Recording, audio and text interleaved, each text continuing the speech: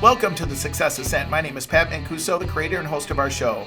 Today we welcome Steve Farber. Steve is an entrepreneur, business owner, author of 4 books, including the recent release, Love is Just Damn Good Business. On our show today, Steve is going to answer the question, what should love look like in the way that we do business? Ladies and gentlemen, this is an absolute gem to listen to. Steve has incredible insight. He's worked with many companies, and he's nailed this topic. So I know that you're going to enjoy the show. So on to the ascent. Welcome to the Success Ascent. My name is Pat Mancuso, and we are excited that you are here today with us. We have a special treat for you, and his name is Steve Farber. Now, before I bring Steve on, I actually decided to switch things up today for 2 reasons. Number one, you always got to get outside your comfort zone as an entrepreneur. And number 2, Steve actually has a great intro that I took from his website. So I'm going to click this and we're going to listen to a little bit of Steve because it is amazing. I want to talk to you about a really important concept in business, but get ready because it's radical. And that concept is love.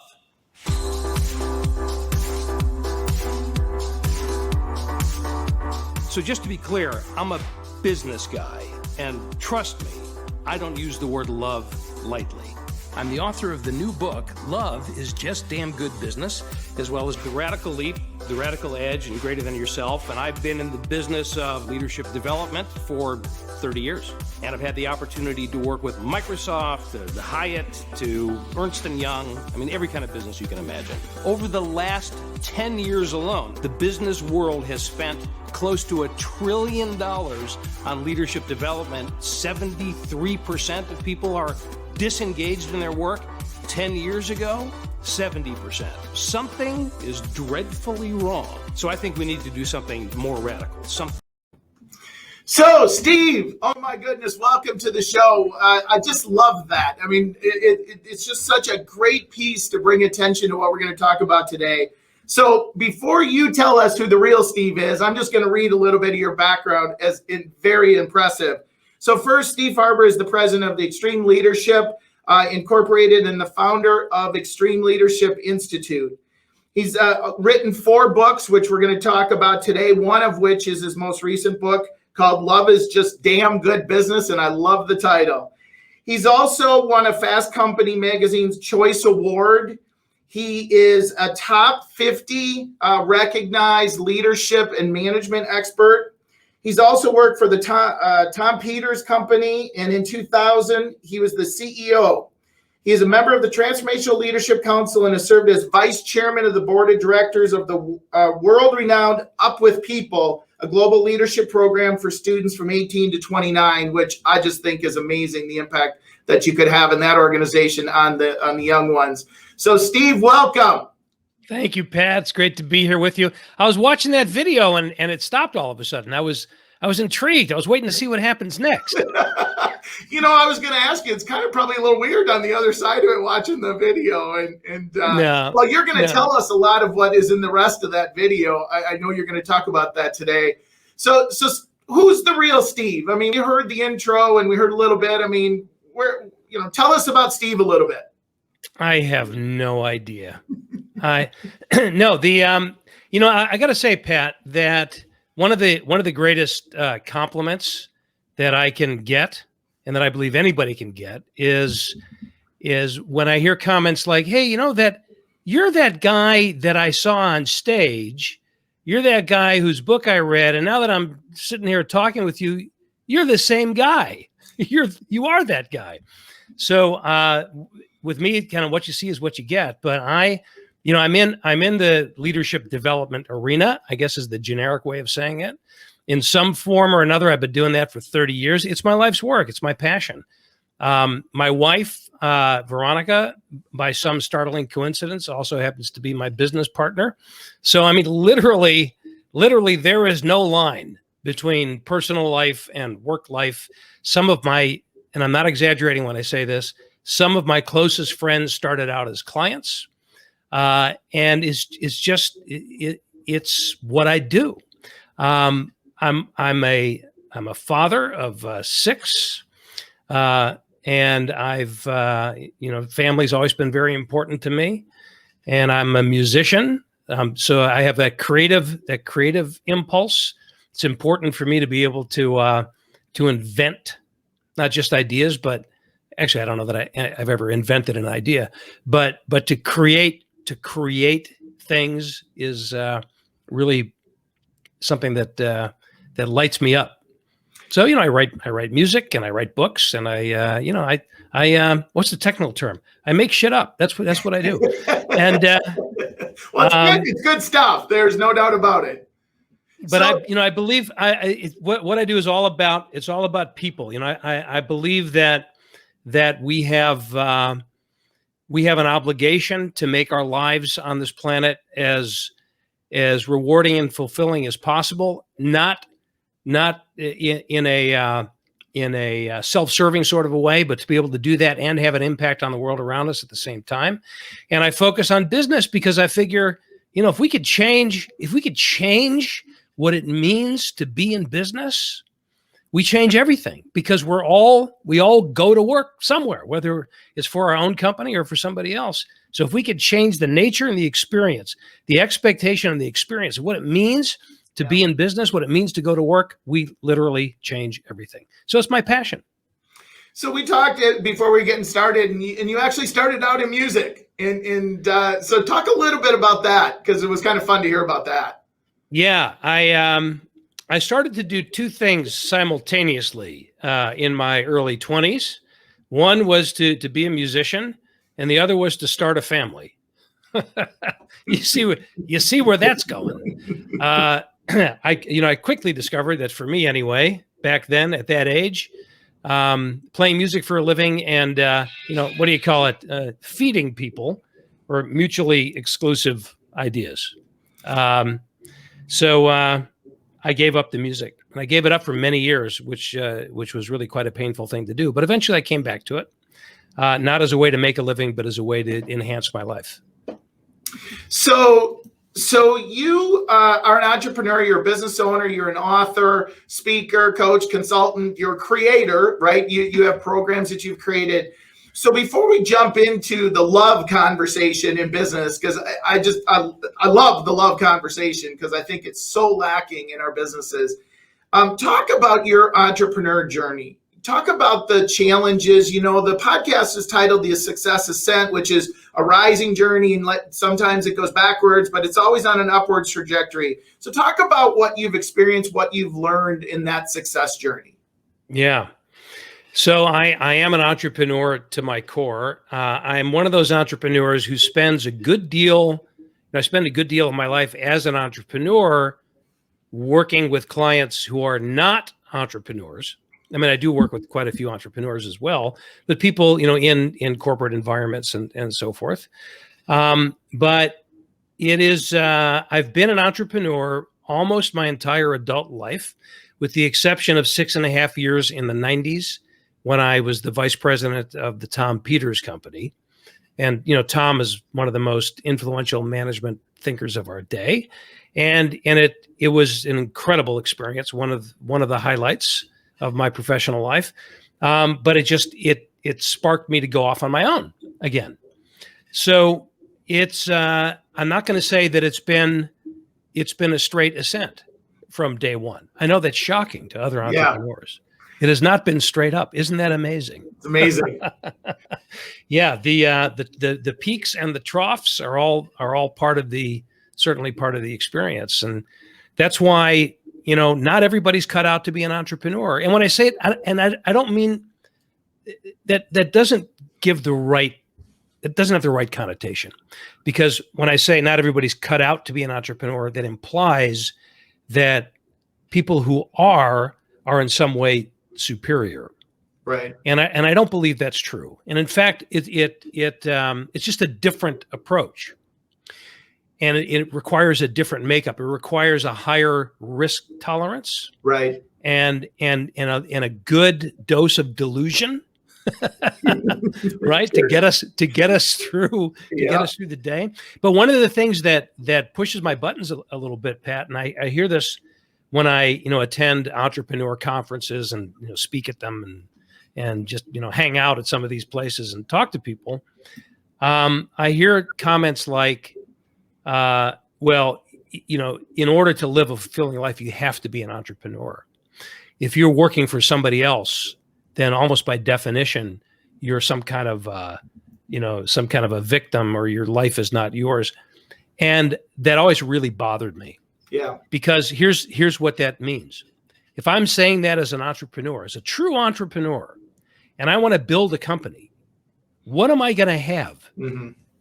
Yeah. I'm going to have employees. So am I saying that my employees are going to somehow be less than because they choose to be my employees Right. versus starting companies of their own? It's absurd. Yeah. So they're just, what's better, apples or oranges? Well, it depends on if you have the genetic makeup of an apple or an orange, you're Right.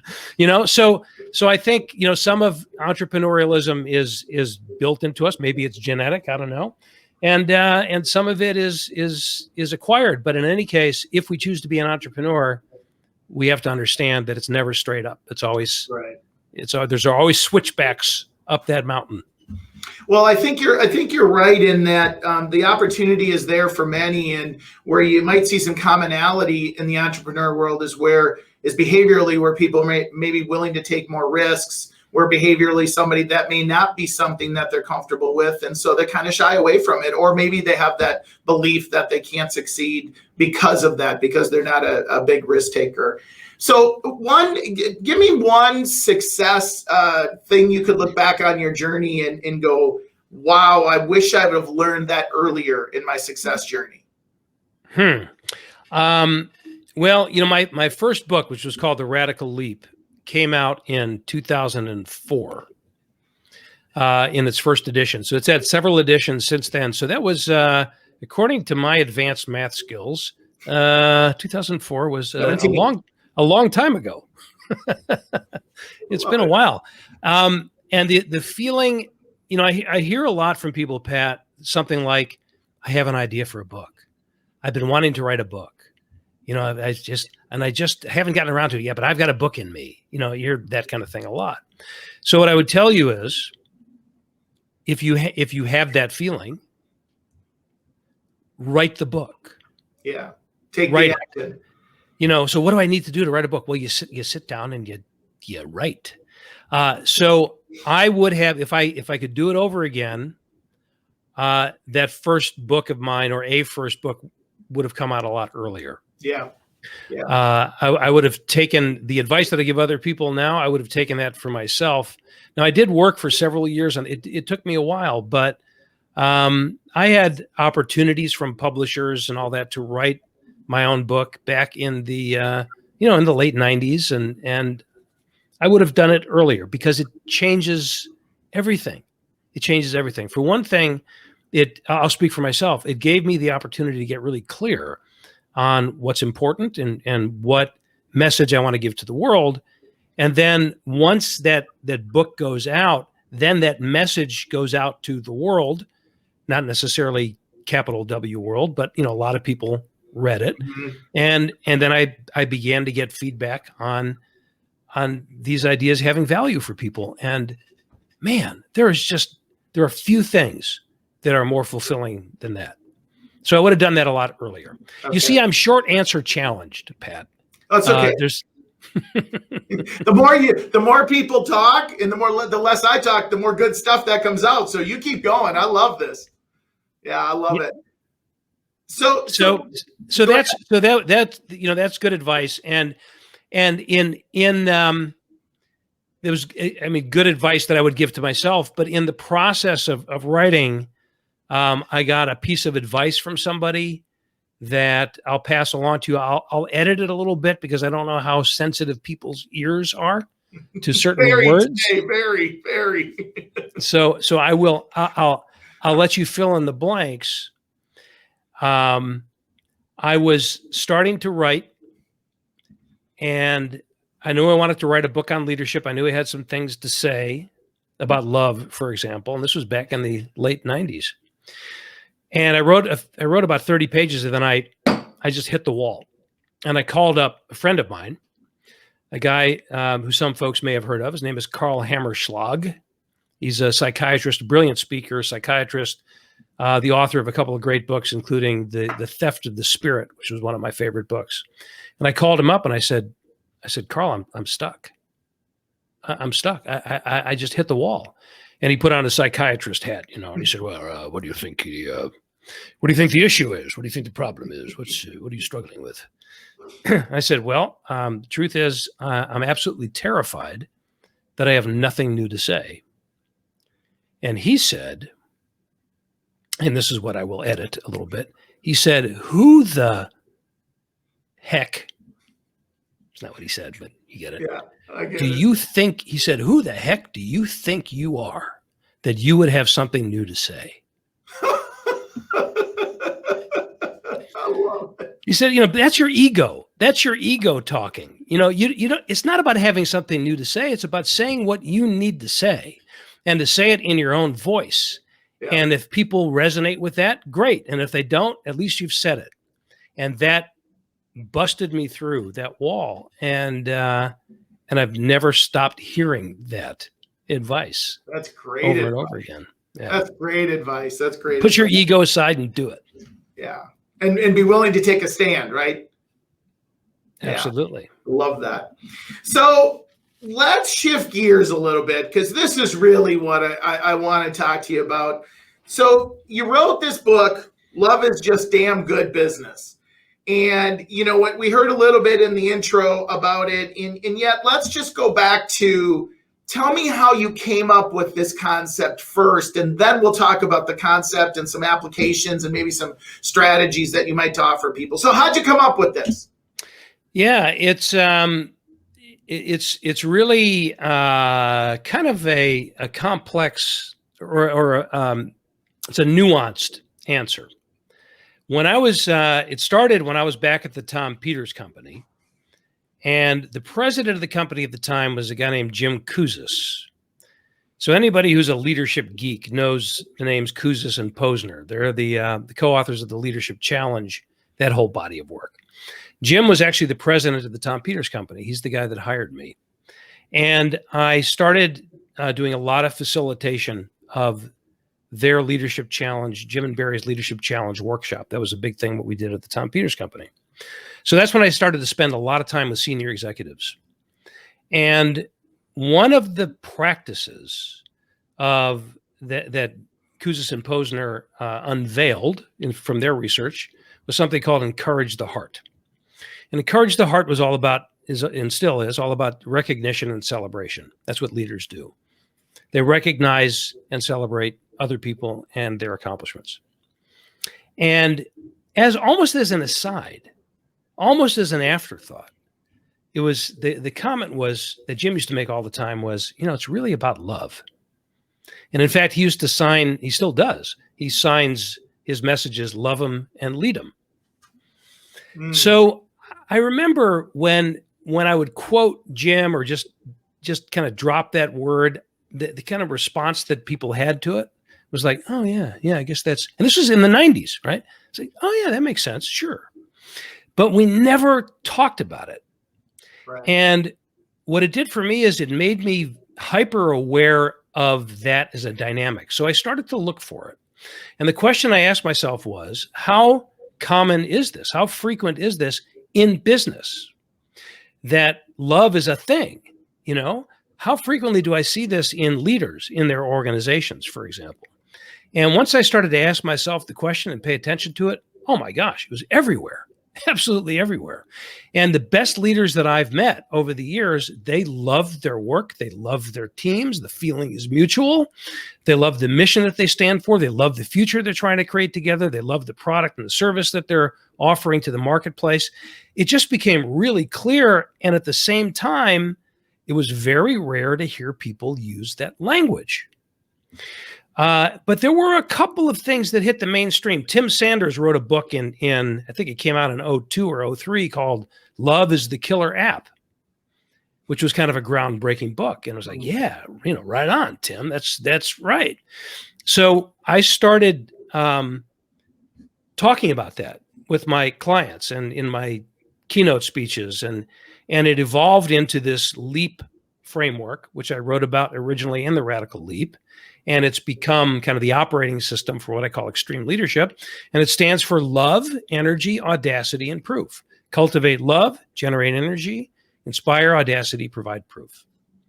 So love as a business principle, as a leadership behavior, is something that I've been advocating for and teaching people for quite some time. But it was never, I mean, even with me, it was never like in neon lights. So if you went to my website in those days, it wasn't like, stevefarber.com, and you go there and it'd be big flashing sign that said, the love guy. It didn't say that. It said extreme leadership. But then as you started digging around, you saw it. And of course, whenever I speak and I teach and people read my books, they know that that's the main point. So with the most recent book, Love is Just Damn Good Business, it's the first time that I actually put it in a title. And the reason I called the book Love is Just Damn Good Business is because love is just damn good business. It's the conclusion that I've come to over the years. So it's not like, hey, here's an interesting idea. It's an observation. It's like, this is what is already happening. All I'm trying to do is shine a spotlight on it and say, hey, this reluctance that you have to say the word love and business in the same sentence, that's ridiculous. Why are you reluctant? We know how powerful love is in every aspect of our lives. We want to love our family. We want them to love us. We want to love our friends. We want them to love us. And then we go to work and somehow it no longer applies. It doesn't make any sense. It does apply. And if we understand that this is not about love as a sentiment, but more about love as a practice and a discipline, it changes everything about how we work and ultimately how we live our entire lives. Well, and it's funny. I'm not going to tell you the company yet because I want to ask you some more questions. I was on a call the other day, and I think doing the research and getting ready for our call, I think I experienced somebody who had that love for their company. And before I talk about that, I want to go deeper because I don't want to give it away yet. So tell me, there's two perspectives, right? There's love for what they do and love for the company. And sometimes people love what they do and don't love the company. And sometimes people love the company and don't love what they do. So tell me how those two dynamics kind of come together. Yeah. So the ideal scenario, if you go to the wide shot there, Pat, you'll see the poster behind me. It says, do what you love in the service of people who love what you do. Do what you love in the service of people who love what you do. So this is one way to frame this up. The ideal scenario, one could argue, is, I love my work. I love the company I work for. I love the people I work for. I love the product that we serve. I love the mission that we stand for. I love our clients. I love, everything's love all the time. Wouldn't that be great? Most of us, it's not quite so cut and dried, although for some people there are. It is that way. So first of all, let's just acknowledge that we don't have to love everything. So for example, I love my work. I hope that this is clear to you and clear to everybody listening. I love it. I don't love everything about my work. There are aspects of, I don't love the financial stuff. I don't love airports. I was just going to say, you probably don't love airports as much now after the transition from COVID. We talked about that a little bit. Yeah. I don't love airports. I don't love the financial stuff. I don't love, some of the minutia, detail stuff that I have to do. But here's the thing. Sometimes you have to do work that you don't love. There are things that you don't love that you have to do in order to do the work that you love, right? The technical term for that is called being an adult. Right? Yeah, exactly. So back to your question, if I do think the ideal scenario should be that I love my work and I love the company that I'm working for, and I love the team that I'm working with.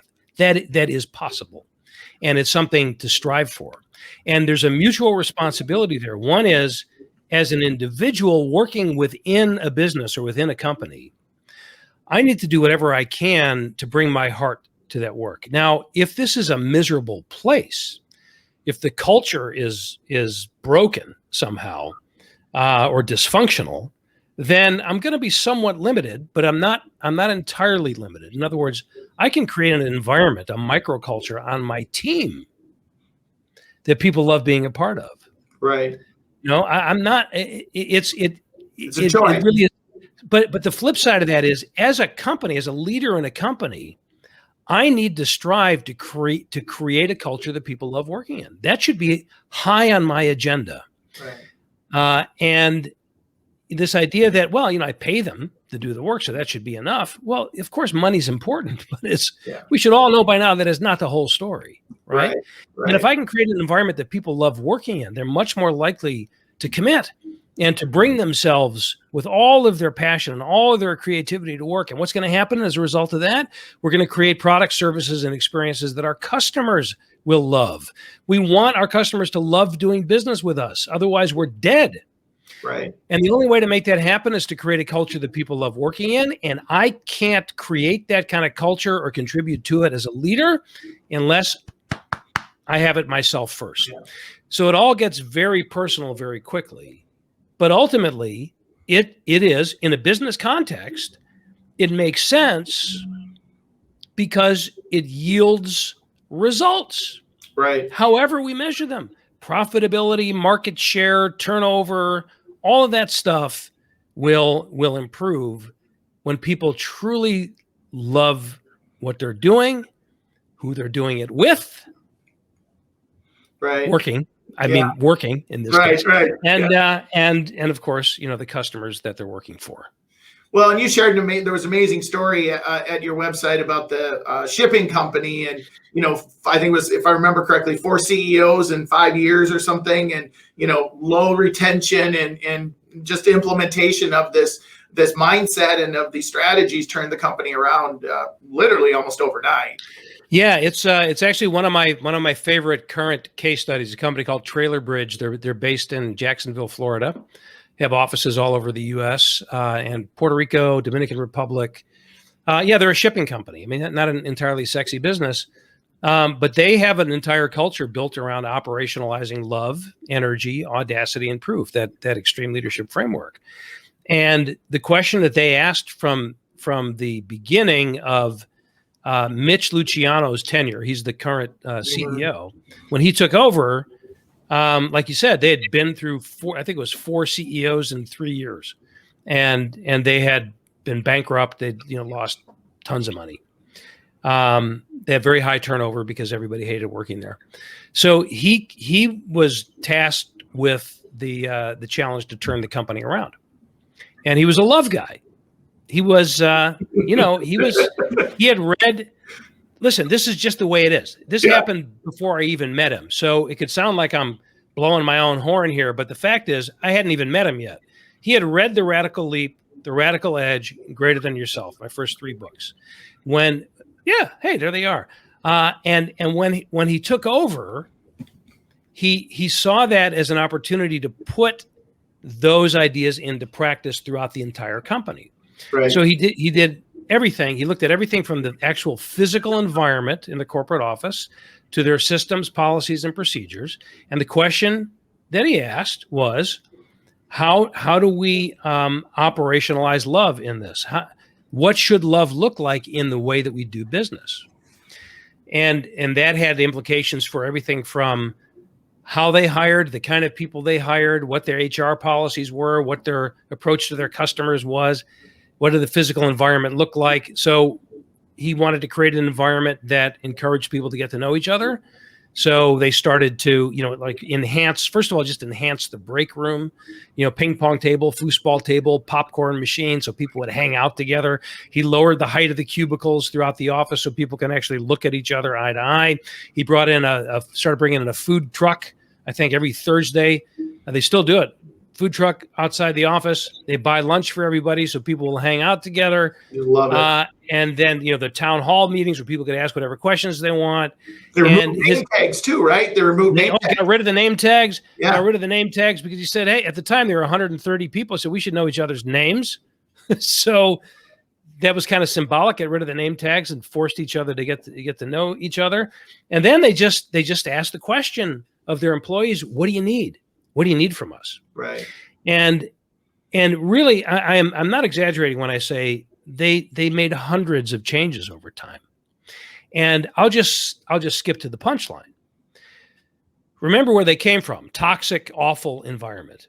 Right. They've been voted. They were voted number 1 best place to work in the city of Jacksonville a few years ago. The next year, they were voted number 2 best place to work, which really kind of ticked off their employees because they felt they should still be number 1. And then I'll fast forward to today. Just this last year, 2020, they were voted number 1 best place to work in the city of Jacksonville once again.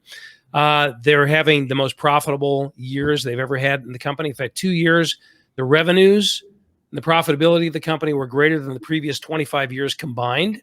Wow. And they continue to ask the question to their employees, what do you need from us? Yeah. And I just talked to Mitch and Indy Bowman, who's their head of leadership development, interviewed them on the Love is Just Damn Good Business podcast to kind of get an update.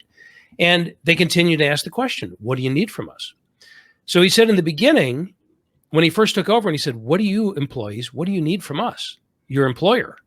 And people said, well, we would like to have 2 computer monitors on our desks because it would make our jobs easier. So he said, okay. Made sense. And then people said, we would like an ice machine in the break room. And he said, okay, we'll get you an ice machine. Simple thing. And then, but here's the thing. 2 weeks later, there was still no ice machine. So somebody came to Mitch and said, hey, what happened to the ice machine? He said, I don't know what happened to the ice machine. How come? And he realized that nobody ever ordered it. So the CEO of the company. So what did he do? Ordered it. He ordered it himself. They still talk about that today. How Mitch ordered the ice machine. And then just recently in the days of the COVID, the days of the COVID, they asked, what do you need? And here's what they discovered. A lot of people, they're working about 50% in the office, 50% at home. A lot of people at home with kids, their kids were going to school from home online. And many of them, their kids did not have laptops. So what do you think they did? Bought them laptops. They bought laptops for the kids because that's what they need. And that's their attitude. It's an incredible story. I can go on all day, but I won't. Well, you know what I love about that, Steve, is one question. What do you need from us? I mean, this just one. It's just a simple question, and it's not like they're asking for new cars. It's one question. And it's a question. So it's a question that answers the question, what should love look like? Yeah. Well, that's one thing that love looks like is being willing to ask the question, then asking it, and then honoring the answer, honoring the question by, if appropriate, providing that. So, and by the way, sometimes people ask for things that they say no to. Yeah. He said, when people said, hey, can we do beer pong Friday? He said, no, that's not a good idea. You know what else strikes me about that and is there, my perception of that type of company is they're not a super customer facing company face to face, but certainly online, right? And you can feel that love online. And so I'm going to let the cat out of the bag. I'm going to ask you a question. Is your perception of Apple a company where people love to be there and they love what they do? To work there? Yeah. I think it varies from place to place within the company. Okay. Right. I think overall, I'm going to guess the answer is yes, at least from a pride and prestige standpoint. Right. I don't know if I need to make a disclaimer, but I do own some Apple stock. So I'm a fan. And you're not a part of Reddit or anything, are you? I mean, we got to be real clear on this. Otherwise we're going to get called in front of the FCC or something. I own this much Apple stock. Yeah. But I think people tend to love their technology. Yeah. I think the customer experience is a good one to look at with Apple because people who love Apple products love Apple products. Well, here's why I asked. I'm one of them. I had to call the other day, and it's the first customer service line where I didn't have to wait on hold. Yeah. And the person picked up right away. I was like shocked. In fact, and I transparently, full disclosure, I am not an I person. I'm an Android person, but I had to deal with an I issue with a family deal. I was so impressed that they picked up right away, and I didn't get a voicemail. We really appreciate your business. Right now, hold time is 25 minutes. That tells me I feel a lot of love. And then she was amazing. And so as I was preparing, I just thought, wow, what a great example. So let's shift gears a little bit. By the way, some great stuff. So if you were to give advice other than that one question, because I think that's great advice, just that one question. Small to medium-sized business owners, what would be one or two things you tell them right now to do to change the dynamics and move towards this concept of love in their culture or business? It's a great question. So I'd preface it with a note of caution, and that is you ignore your business's culture at your own peril. Because the fact of the matter is you have a culture. Let's start with that. Acknowledge that you have a culture. Culture is not something that doesn't exist until you create it. It exists from the minute you started the company. Right. When you were just one person, you had a culture. Your relationship with your customers started to define your culture. As you brought people on board, there's a culture. But very few entrepreneurs consciously and intentionally build their culture from the very beginning. And then what happens is you hit a point where you have more people than you used to, and you look around and you go like, wow, we're having kind of a rough time here. Maybe we should pay attention to our culture. And it's never too late. But so first of all, understand that your culture already exists. You just have to be intentional about it.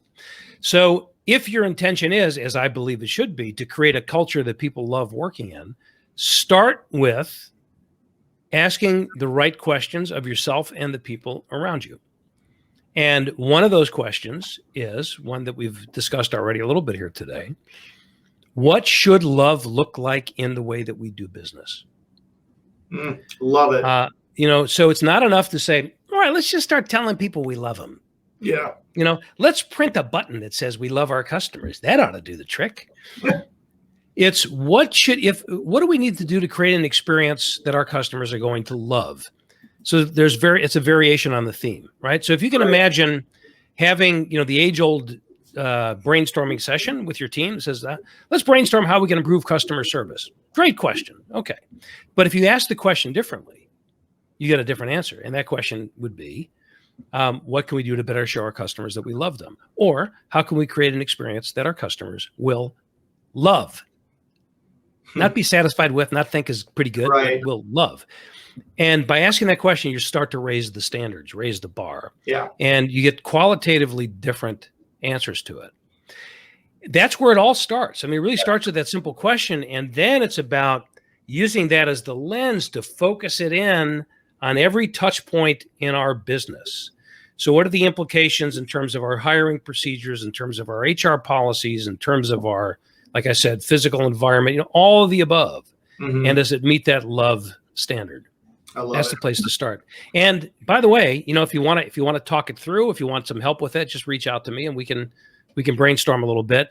I'm proud to say that on my team, collectively, we have helped close to 30 companies make it onto best place to work lists. So I know these ideas work, and sometimes you got to get deep in the weeds. And it's not an overnight thing, but it's incredibly fulfilling and rewarding for everybody involved. Well, and I've got your website there scrolling. So, and you've got amazing resources there as well. We already talked about the books, which you can get at any of the major sites, certainly Amazon and the bookstores. So, Steve, two things I want to do before we go. I want to talk about best advice and worst advice you've ever been given. So what's the best advice you've ever been given that hopefully you followed, besides the advice you already talked about earlier? Yeah. Okay. I got to give you a little backstory on this for it to make sense. You know me with my efficient answers. Succinct and efficient is not the words next to my name. So I back in my Tom Peters days, we were giving a showcase to potential clients where we were giving little previews of the various workshops that we offered. And I gave a preview of a workshop called Leading Out Loud, which was developed by a guy named Terry Pierce. who was became one of my. He was actually at the time one of my mentors, and it was all about authenticity. And this was back in the 90s again, right? I mean, authenticity is a big buzzword now, but it was about authentic leadership communication. And, how do you communicate as a leader in a way that really, where you're bringing yourself into it, not putting on a facade, et cetera. So I gave a little preview of leading out loud, authentic leadership communication. And at the end, one of the people in the audience came up to me and said, "Thank you for inviting me. This was very good." He said, "But I have some feedback for you," which is always a wonderful thing to hear right after you've given a presentation, right? The tonality was you already knew. That's right. This is not going to be, "You're so awesome," right? I said, "Okay, what is it?" And he said, "Well, I didn't think that you modeled what it was that you were teaching," which is pretty tough feedback when what you're teaching is authenticity. Right.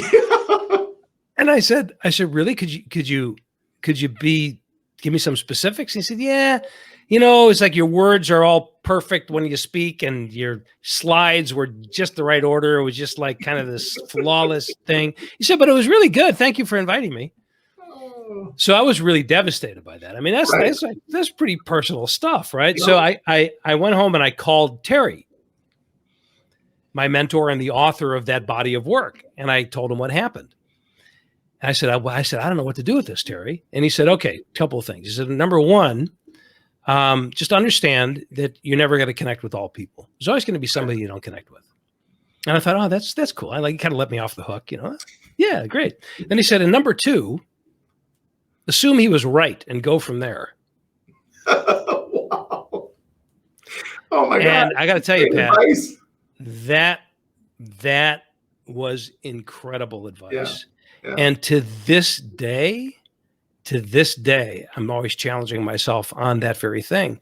So but that's the advice. When you get feedback, right or wrong, justified or not, assume it's right and go from there. See where it takes you. Yeah, you got to take the awareness of it. There's no doubt.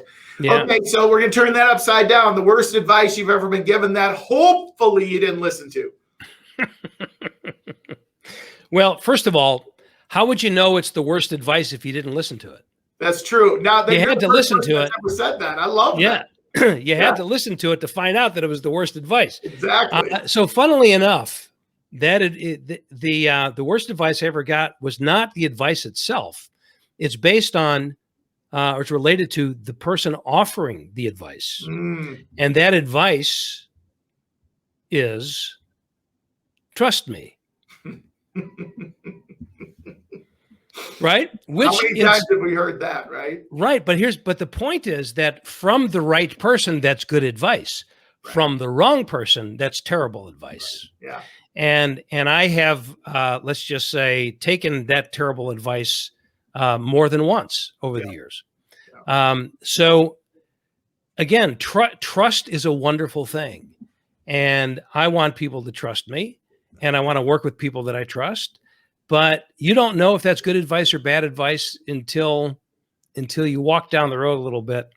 And I have put my trust in some people over the years that ended up being the worst advice I ever took, and others that were the best. Yeah, right? Yeah. That's probably a great book title. Trust from the right person. There you go. That's a good book title. So while I kind of wrap it up, I want you to think of one last thought you'd share with us before we go offline. For those of you listening, whether you listen live today or you're listening to the podcast, we so much appreciate it. If you haven't subscribed yet, go to your favorite podcast subscription service or go to www.thesuccessascent.com and you can subscribe there and get our updates. So, Steve, tell us one last parting thought you would share with us. Do what you love in the service of people who love what you do. There's a lot. I would invite you to reflect on that, because there are three major pieces to it. Doing what you love is the foundation for this whole thing. That's your connection to your work. In the service of people is the context. So you're doing what you love, but you're using that to serve people, to give value to other people.